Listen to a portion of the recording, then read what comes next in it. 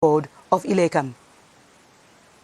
According to the Director General of Elections, Dr. Eric Esusi, the submission of lists of candidates for the regional council elections went on hitch-free in all the 58 Ilekam divisional offices in the country. The candidacy files are now being forwarded to the headquarters of Ilekam in Yaoundé. While waiting to receive all the files, the Director General said that, to go by information coming from the field, some 10 political parties have submitted lists for the elections. At least 2 political parties have submitted lists in 27 divisions out of the 58 in the country, while at least 2 lists of traditional rulers have been submitted in 24 divisions. The Director General of Elections now has to receive all the candidacy files and forward them to the Electoral Board of Ilekam latest Sunday, 27th of September, that is 5 days after the deadline to submit the candidacy files. The Electoral Board will scrutinize the files and publish the final lists latest the 7th of October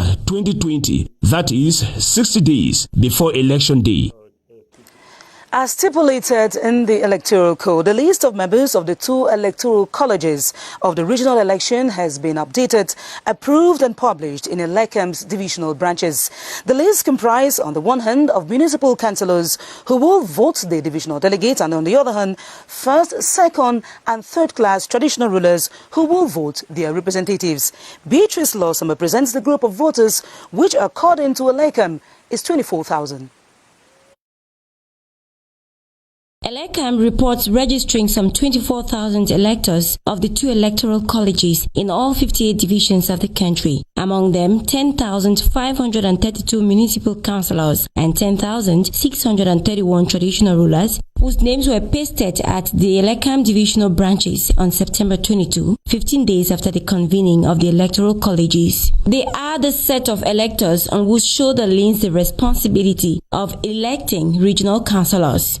The electoral colleges of upcoming regional elections are divided in 2 categories: the municipal councillors who will elect divisional delegates to the regional councils. The municipal councillors who comprise this electoral college come from political parties which control and manage the councils. They will be required to take part in the polls and elect the delegates through mixed single-round ballot. The second electoral college in this case is composed of first, second and third class native traditional rulers who have been designated in accordance with the regulation in force. They elect representatives of traditional rulers through a single-round majority list system. Members of the electoral college are expected to stay within the territory of the subdivision concerned. Both colleges will vote in the headquarters of each division where their names have been pasted. Away from the upcoming regional election, post-electoral litigations of the February 9, 2020 municipal poll have begun at the Supreme Court. The petitions submitted by different litigants at the administrative bench of the Supreme Court call for the annulment of the election in the Northwest and Southwest regions. Sidone Chopmandi sat through the hearings and now reports for the 7:30 News. Hearings on appeals for 105 petitions from political parties for cancellation of the February 9 municipal elections were heated at the administrative bench of the Supreme Court. The opposition parties who are requesting the annulment of the election based their argument on insecurity and low voter turnout in the Northwest and Southwest regions, as well as electoral misconduct during the election of municipal councillors and that of mayors. The administrative court actually cancelled the elections in Bafut. The decision of that court should be quashed and that they should maintain the status quo. They should maintain those who have been elected in Bafut. And other constituencies, we think that we're in a country of law. What the Supreme Court looks to serve is justice. The lawyers of the CPDM have argued against accusations made and have generally agreed with the report of the examining judge for the petition to be thrown away. Ilekam, on his part, is confident that the election were well organized. We, Elections Cameroon, we have to defend that election. At the time of this report, the hearings were still undergoing and no verdict had been passed. In other news, reflective traffic signposts with indications in English and French have been mounted along the Bekoko-Banjul Highway. The project along the 225-kilometer stretch on the National Road Number 5 is an initiative of the Ministry of Public Works. Joyce Kimbifuwaju now tells us about the peculiarities of these signposts. Less talked about but indispensable in traffic security, traffic signpost. We travelled by night and with the help of our vehicle lamps, we noticed the return of new traffic signposts from Bikoko roundabout to the outlet of Douala. We have 374 traffic signposts. The peculiarity is that they reflect in night and the day. On the 225 kilometers distance between Bikoko and Banjul, the attention of drivers and locals are caught by these new traffic signs. It's very visible, but the condition on the highway is not in our favor because we are avoiding accidents. So if the government can see what to do about concerning the road, we'll be very happy. But with this incivility we noted on some of the signposts, the question will be whether it will maintain its longevity. That's what we all hope. Still in the transport sector, the renovation of the Gbarwa International Airport is advancing satisfactorily. Engineers have been at work to install state-of-the-art equipment that will ensure the security of passengers and their luggage. Governor Jean Baptiste applauded the job carried out in the strict respect of international aviation norms. Wilson Mangole tells us more from the north. The main work at the Gbarwa International Airport was done on the roofs, which have been covered with metallic material to avoid water infiltration, and the toilets, which have received a new coat of paint.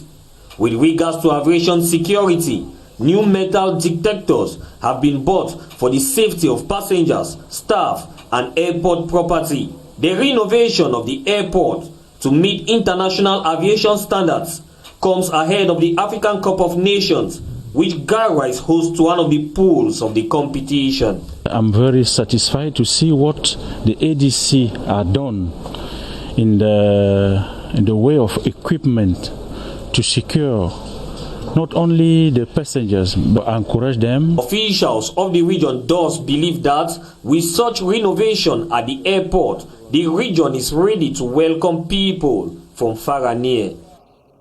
And in economic news, the Bank of Central African States will soon have a branch in Ebola in the South region. Ahead of the official laying of the foundation stone, the Minister of Finance, Louis-Paul Mutaze, held a meeting with economic stakeholders in the area. Details with Pontianos Lawong.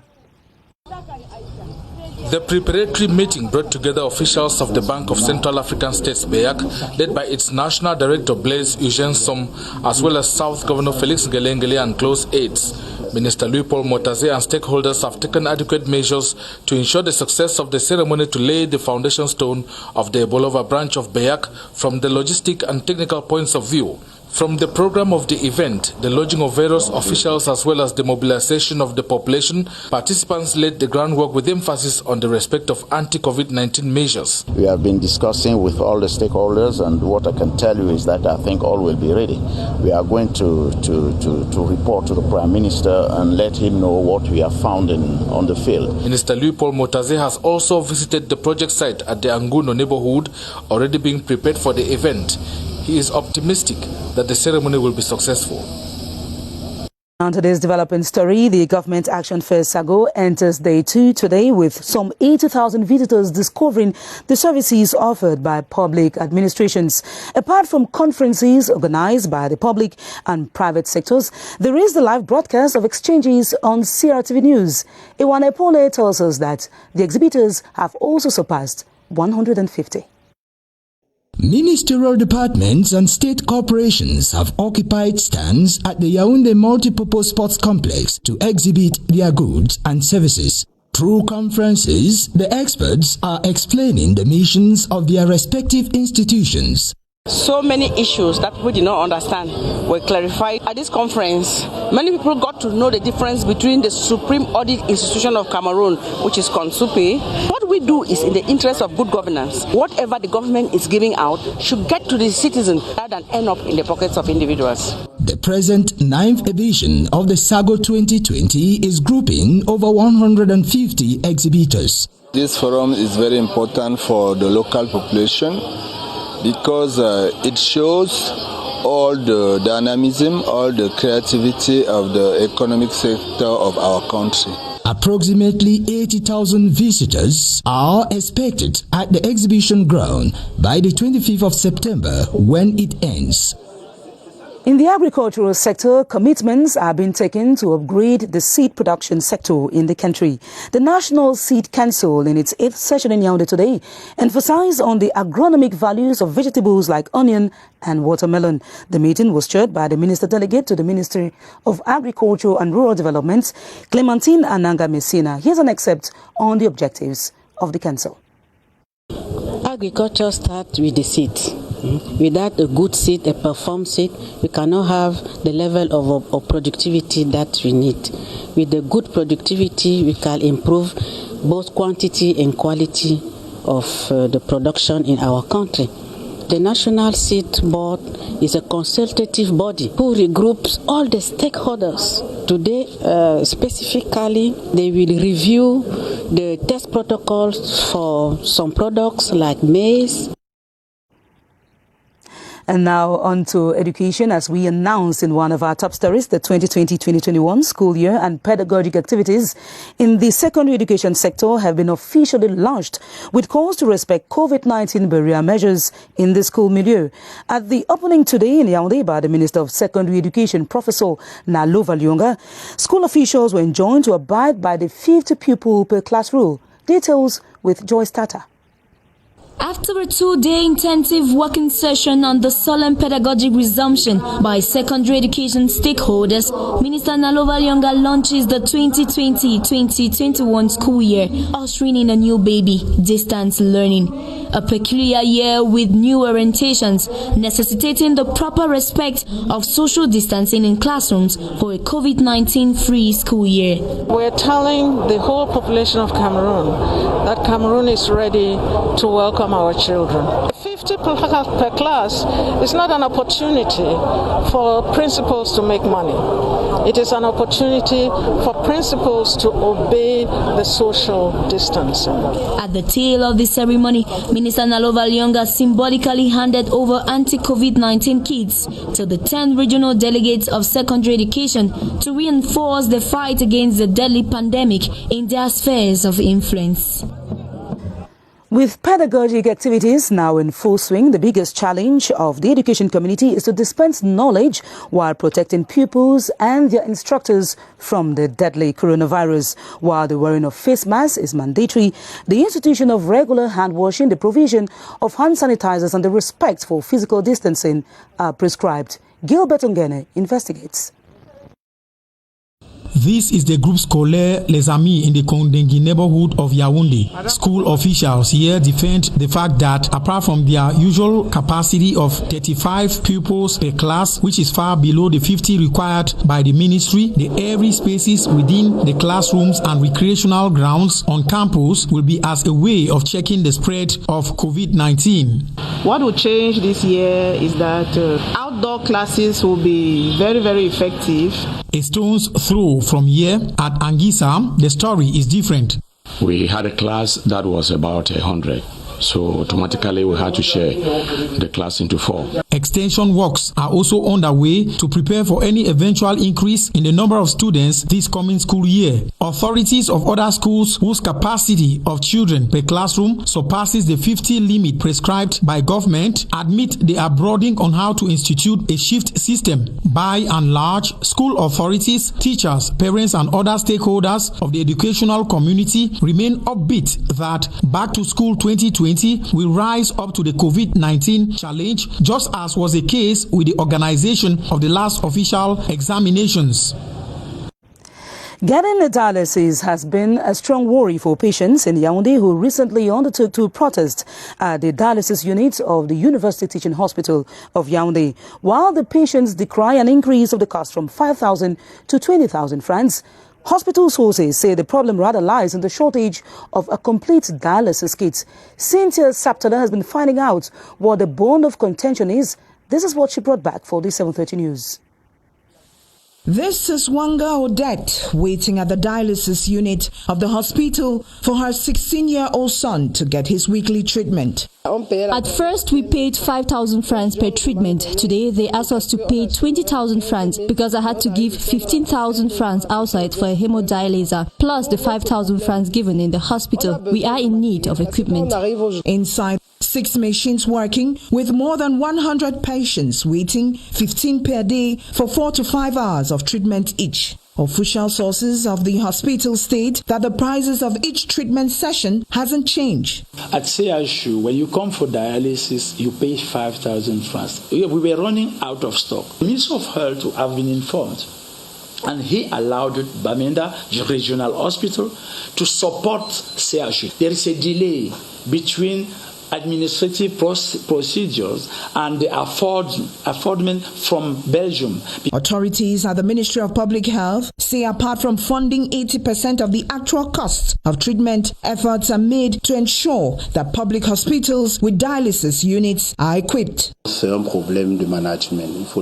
a management problem. The state awards service contracts after a demand notification from hospitals at the beginning of the year. Delays happen when hospitals fail to notify ahead of time. Dialysis treatments are offered at the General Hospital and the University Teaching Hospital in Yaoundé. And here, specialists confirm that there are 15 additional machines on standby because the unit is still under construction 5 years now. In other news, efforts are on course to bridge the digital gap between the rural and urban areas in the country. At a 5-day training in Balmayo in the Centre region, the Ministry of Posts and Telecommunications delved into the creation of avenues for children aged between 10 and 18 in new information and communication technologies. Maimon Anjoya has the details. Initiative from the Ministry of Posts and Telecommunications is a practical response to the existing digital divide in the country. The government has projected to reduce the digital gap to permit to our young children of Balmayo and around to be given some notion as far as a digital computer science is concerned. E-learning in the context of the COVID-19 pandemic, which is the main focus of this 4th holiday program, has a true objective. Over 1,000 children between the 10 and 18 age bracket have been deployed in 4 different sites in Balmayo, Nyong and So division. In this way, there are hopes that the digital split will be somehow addressed as information and communication technologies are more and more given space in rural and semi-urban communities.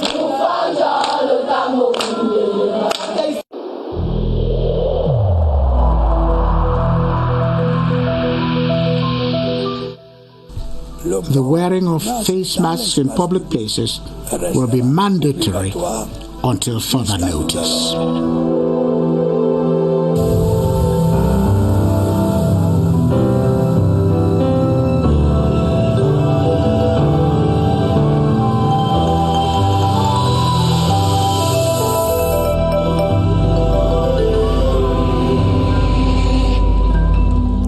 If you're a woman, you may want to know the link between getting tested positive for coronavirus and infertility. This is your chance. Gynecologists have been allaying the fears of women who have had COVID-19 that after recovery, they can conceive without any complications. How possible is that? Baldwin Sama and his guest, Professor Mbu, who are at the Public Health Emergency Operations Center, will be telling us more.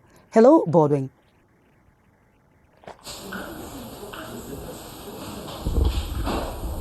Good evening to you, Esther, Kmer, and welcome. I should say most of them have been so worried, psychologically disturbed. I'm talking about women who were previously tested positive for COVID-19 and later recovered from the virus. They wish to know whether it's possible for them, after recovering from the virus, to maintain their fertility. It's possible for them to conceive. Is it possible for the coronavirus to affect a woman's fertility? That is what we shall be discussing with Professor Robinson Boo, Assistant Gynecologist and Director of Family Health in the Ministry of Public Health. Good evening, Prof. Good evening. Simple. Does COVID-19 affect a woman's fertility? No. So far, we don't have any evidence that COVID-19 has any influence on the reproductive system. We know it is a multiple system disease that affects the lungs, the kidneys, almost every organ of the body, but not the genital organs. And so while waiting for evidence and more research, as of now, we can convincingly say that COVID-19 does not affect the ability to reproduce after treatment or even while on treatment. And finally, does it equally affect a woman's, can it affect a woman's menstrual cycle? Since it does not affect the reproductive system, inadvertently it will not affect the menstrual cycle. Thank you so much, Professor Robinson Boo. We remind our viewers that you are the Director for Family Health in the Ministry of Public Health. Women who have been tested positive for COVID-19, they should be quite reassured that there is no need for any panic. They should not be scared. If you have been tested positive before and you recovered from the virus, you maintain your fertility, it is still very possible for you to conceive. Back to you, Esther Kmer. Thanks very much, Baldwin Sama, for reassuring women that even if they are tested COVID-19 positive, their reproductive organs are not affected, and so they can still have babies.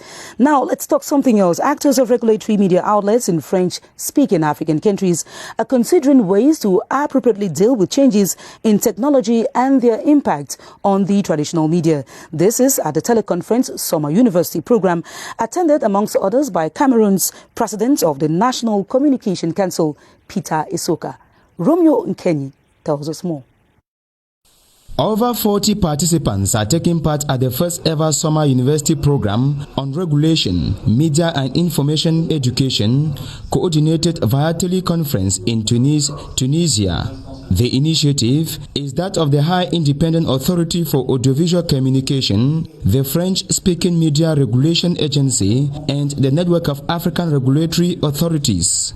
Issues addressed by experts are centered around basic principles of regulation as a new mode of public governance, the guarantee of independent, efficient and sustainable regulation, changes in technologies and their economic consequences. There must be a certain measure of control. Not that the regulator is a controller of things, but he tries to help. At the end of the 3-day exchange, a certificate of excellence will be awarded to those who have regularly followed the various modules of the program. And now on today's editorial, Orange Cameroon has provided a special package for the two predominantly English-speaking regions of the country. The package is branded Save Your Money, and access to it is just by purchasing an Orange SIM card at the cost of 100 francs linked to the mobile money service. Annabelle Ndike Enonganyang tells us more from Buya. A special offer from Orange Cameroon just for the English-speaking regions of the country is aimed to support them overcome some of their challenges. Thus, purchasing an Orange SIM card at the cost of 100 francs CFA in the Anglophone regions, alongside the creation of an Orange mobile money account, paves the way for the magic code to enjoy the benefit of Save Your Money. You dial 124*0#, and then of course you have lots of advantages. The first is 1 gigabyte of data. You have 500 minutes to call Orange numbers. You have 25 francs per minute if you are calling other networks. Your transfers are free on Orange Money, and if you do a transfer of 1,000 francs, you get all the advantages of the free bundle. The revolutionary offers by Orange Cameroon to the Anglophone community is of essence to embrace some of your financial and communication worries. The story between Orange and the Northwest and Southwest regions is a story of love and action. That's why today we decided to engage with influencers who are artists, comedians and entertainment bloggers. We presented Magasco, Stanley Eno, Clarice Ndinge and Senior Pastor. This is to show that the commitment to Orange Cameroon is going to be a perennial engagement. That is, we're going to continue working with the population to connect emotionally with them, at the same time offering our products and services for our customers. In the face of changing times, Orange Cameroon is ever present to ride along and meet the needs of the people.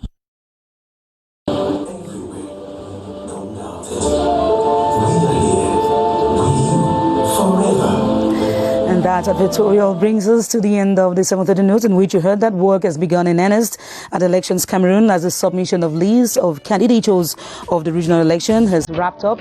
10 political parties are on the lineup and the files of traditional rulers have been deposited in 24 divisions. More news comes up at 8:30 p.m. with Romeo Chise. I'll be back tomorrow at 7:30 p.m. God willing, stay tuned to the programs on the Crtv. It was a pleasure serving you. Good night.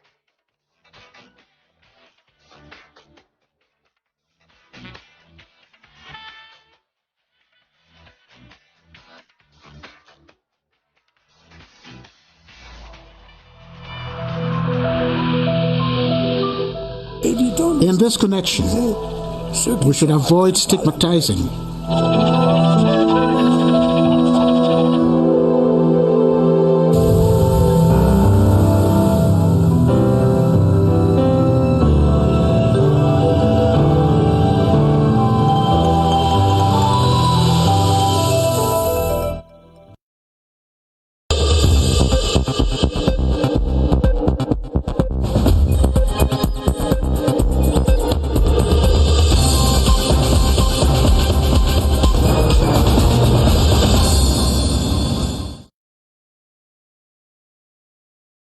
Monsieur, votre invité est là.